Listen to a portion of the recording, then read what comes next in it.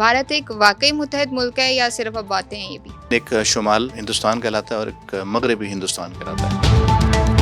मुगलिया दौर के बाद भारत की तकसीम कैसे हुई? औरंगजेब आलमगीर का पीरियड गुजर गया, लेकिन मुगल रूल रहा। तो ये सकाफती और मजहबी लिहाज से जो जनूबी शुमाल है वो एक दूसरे से मुख्तलिफ कैसे हो गए? ये साउथ वाले जो है वो कहते हैं वी आर ड्रेविडियंस। जुबानें चेंज है तो फिर इसका शुमाल से कैसे मवाजना किया जाएगा? एक है पुत्र भूमि और दूसरी है पुनिया भूमि। सियासी तौर पे क्यों इतना नुकसान उठा रहा है फिर? पॉलिसी मेकिंग में जुनूब का कोई हिस्सा नहीं है।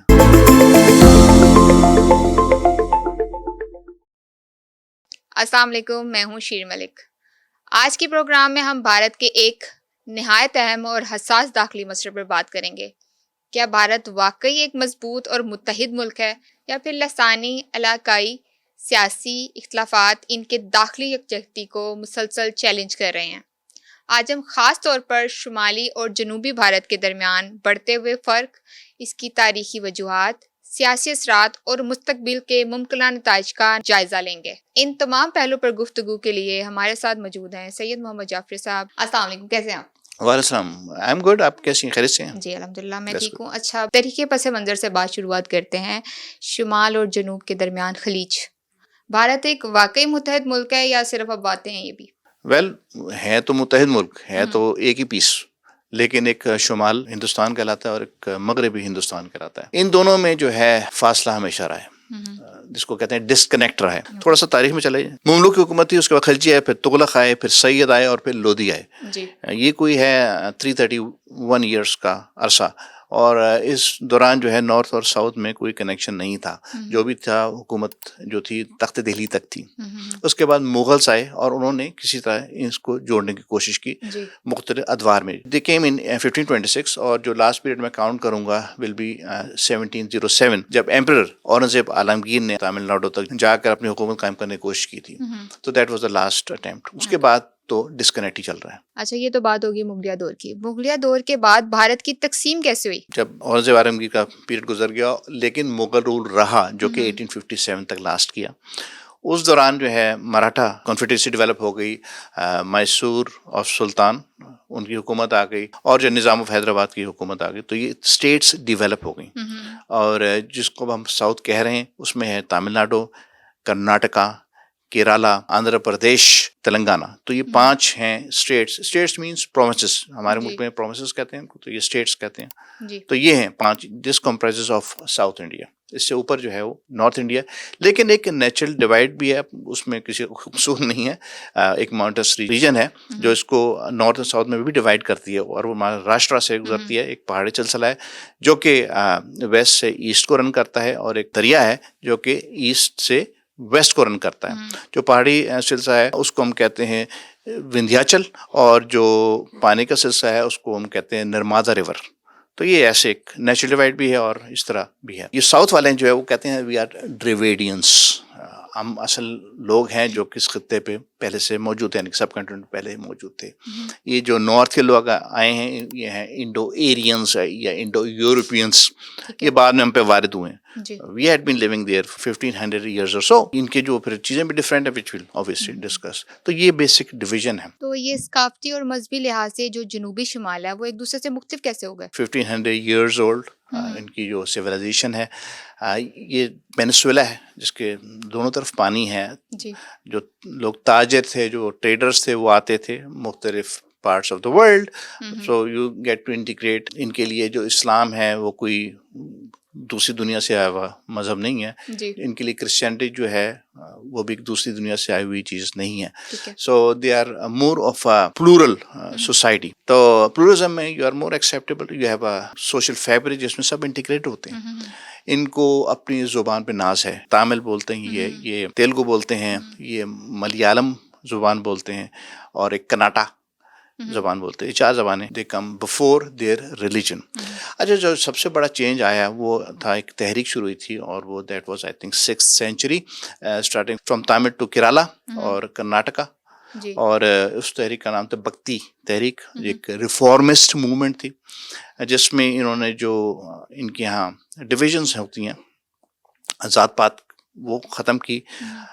एज साइड रिफॉर्मर से तो जात पात ख़त्म की। उसके बाद जो पंडितों की इजारादारी उसको उन्होंने तोड़ा, और जो रस्म रवाज जो बड़ा कॉम्प्लेक्स थे उसको उन्होंने सिंप्लीफाई कर दिया।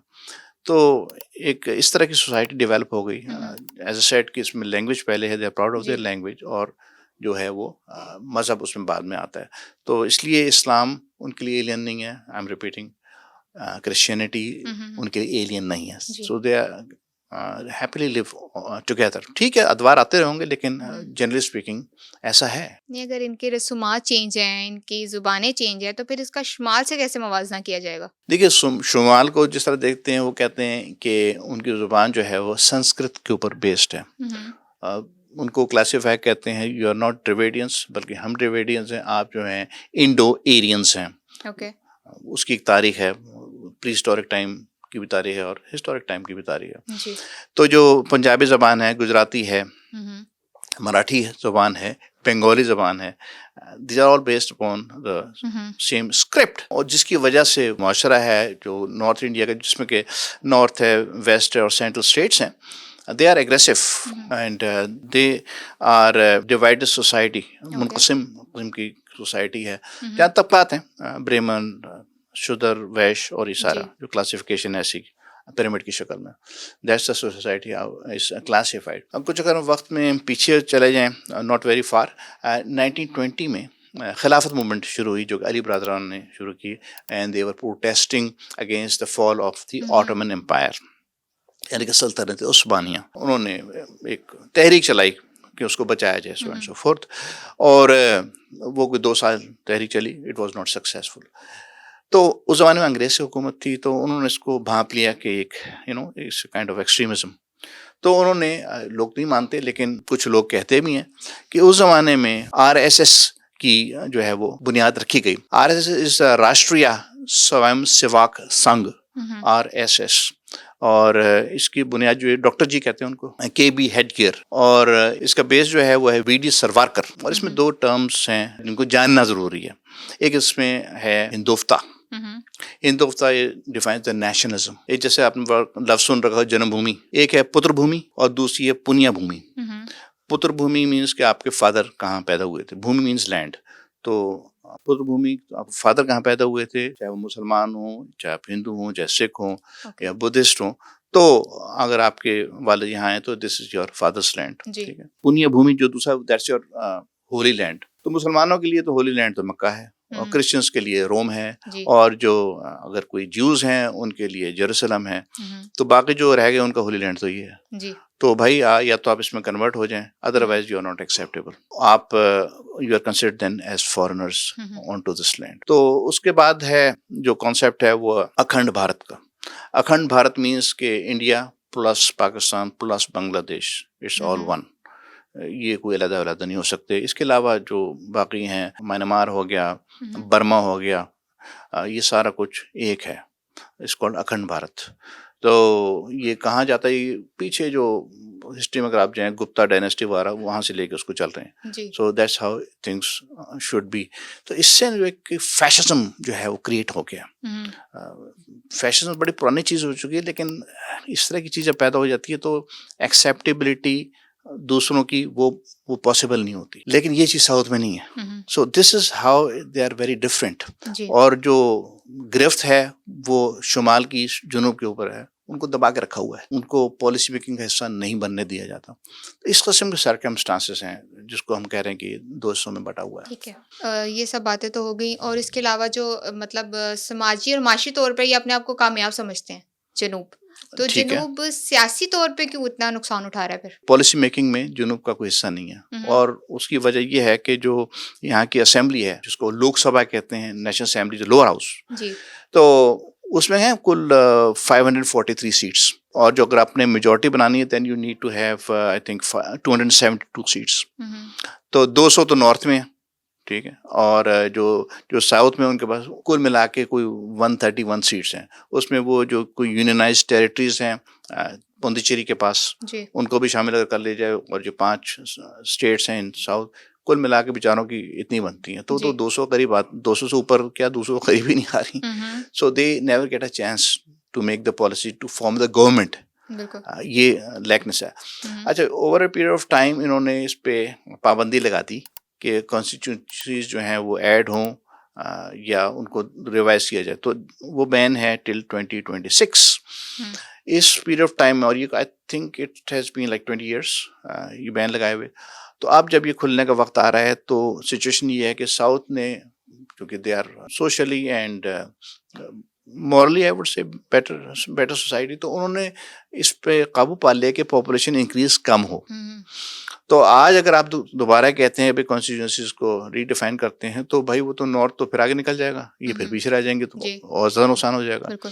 तो इस वजह से वो 272 का जो फिगर है टू मेक गवर्नमेंट, उसके करीब पहुंचते नहीं है। तो नॉर्थ जो है वो ये चक्कर चलाया हुआ उन्होंने, और वो they are successful in making the government and running the show. इसमें ये ज़रूर है कि साउथ के लोग जो हैं प्रेसिडेंसी तक पहुंचे, उनको मौका मिला, but again that is through coalition government हो गई या इस तरह एफिलिएशंस के थ्रू, but again you are not able to form the government. जो आरएसएस है वो एक, जैसे हमने बताया है, बट और उसी की फिर ये शाख है बीजेपी, भारतीय जनता पार्टी। इसके दो शाखें और हैं। एक इनका स्कूल सिस्टम है जिसको कहते हैं विद्या भारती, और इनका एक रिलीजियस सिस्टम है जिसका नाम है विश्वा प्रसाद। ये दो फैक्शंस, ये दो प्रोग्राम्स और हैं besides the political program of BJP. उसके जरिए हो ही रहा है कि now they are penetrating the south. वहाँ स्कूल्स कायम किए जा रहे हैं ताकि लोगों का माइंडसेट अपने जैसा किया जाए, यानी कि नॉर्थ जैसा किया जाए। And over a period of time अगर वो सक्सेसफुल रहते हैं तो they would be able to change the mindset of south, make BJP more popular in the country. तो ये इस तरफ चीजें जा रही हैं। That's how they are trying to manipulate things in their favor. अब जहाँ पे भारत खुद को बड़ा स्ट्रांगली बिहेव करता है, जी हम बड़े स्ट्रांग है, तो भारतीय हुकूमत पानी के तनाज़ुआत को क्यों नहीं खत्म कर पा रही अभी तक? देखिए, पानी के हम वैसे इससे पहले हम टॉपिक कर चुके हैं, उसमें हमने इशारा भी दिया था कि साउथ में जो पानी के मसले हैं ना, वो नॉर्थ से कहीं ज़्यादा हैं। हर स्टेट में कोई ना कोई एक प्रॉब्लम है, और मैं उसमें एक नक्शा प्रोवाइड करूंगा। People would be able to see that those issue, water issues among these states. जो कानून उन्होंने बनाया उसमें सुप्रीम कोर्ट जो इनका, वो उसमें पानी के फैसलों में मुदाखलत नहीं कर सकता। Although it's a state responsibility, नहरें निकालना, डैम बनाना, बराजेस बनाना, हेडवर्क्स बनाना, लेकिन if there are some issues the parliament would be able to conduct those hearings, form committee and resolve that matter. ये उन्होंने उसूल बनाया हुआ है। लेकिन इसमें जो भी पार्लियामेंट्री कमेटी फैसला वगैरह करती है, वो कागज लेके लोग जो हैं वो सुप्रीम कोर्ट चले जाते हैं, वहां से स्टे ले लिया, चीजों को टाल दिया। It is an endless loop. सालों हो गए इन, स्पेशली साउथ की अगर मैं बात कर रहा हूँ, तो यहाँ इनके मसले तो हल हो ही नहीं रहे भाई। तो एक, या तो आपने जानबूझ के उनको उसमें फंसाया हुआ है ताकि ये आपस में उलझे रहें और they don't come to see के how useful people they are, तो और उनका एजेंडा चलता रहे। तो ये मसाइल हैं उनके दरमियान में। बहुत शुक्रिया जाफर साहब आपका। नाजरीन, शुमाल और जनूब के दरमियान बढ़ते हुए लसानी, सकाफती, सियासी और माशी इख्तलाफात मुस्तकबिल में किस तरफ रुख इख्तियार करेंगे, इसका फैसला वक्त करेगा। ताहम एक हकीकत ये भी है कि जब किसी वफाक में मुख्तलिफ इकाइयाँ खुद को नज़रअंदाज महसूस करें तो नए सवालात, नए चैलेंजेस जन्म लेते हैं। हमारी कोशिश किसी की राय को मुसल्लत करना नहीं, बल्कि मुख्तलिफ हक़ाइक़, मौक़िफ़ और तारीख़ी तनाज़े को आपके सामने रखना थी, ताकि आप खुद अपनी राय कायम कर सकें। मुझे इजाज़त दीजिएगा, अगले प्रोग्राम में फिर हाजिर होंगे। कमेंट बॉक्स में अपनी राय देना ना भूलिएगा। अल्लाह हाफ़िज़।